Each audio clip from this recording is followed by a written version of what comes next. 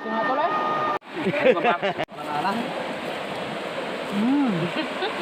Wow.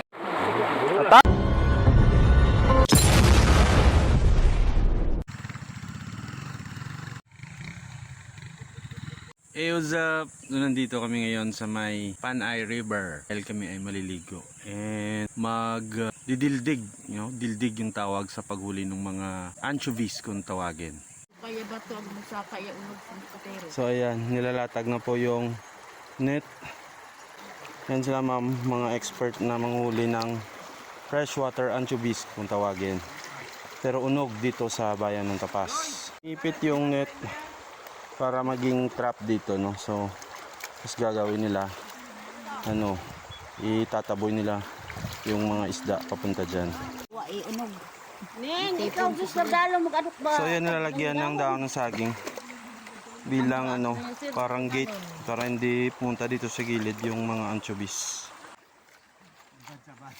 Ayan nga, kung nakidildig na nga din ako, kailangan talaga ay babalik na rin may yung mga bato para mabulabog yung mga unog. At saka lumangoy sila upstream habang kinukural ng mga grupo yung bumabalik na unog. Tapos papunta sila doon sa net, din na namamalaya, nahuli na pala sila.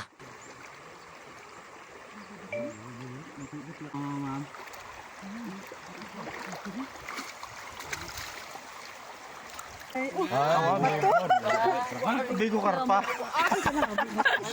Wala nga ba sa nagsiyo? Gaon. Ay, tumawin mo?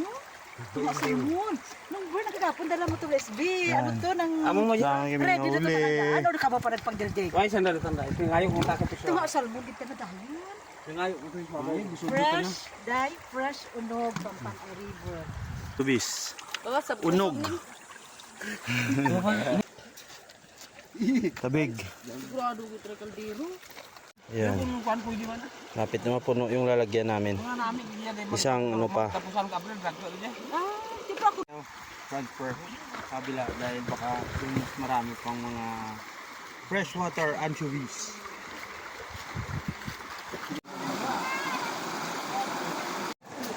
Ayan, tinuluto na namin yung mga nahuli namin unog. Una-una kailangan linisin ito dahil maraming mga lumot-lumot na umapit. We are the Pasnon, of course, only ang seafoods. Pagkatapos ng malinis, kailangan itong banlawan at lagyan ng mga ricado at pampalasa. At ang tawag na namin dito sa luto namin ay nilasing sa alumbiran. Daon ng alumbiran ang ginagamit namin dito na pampahasim.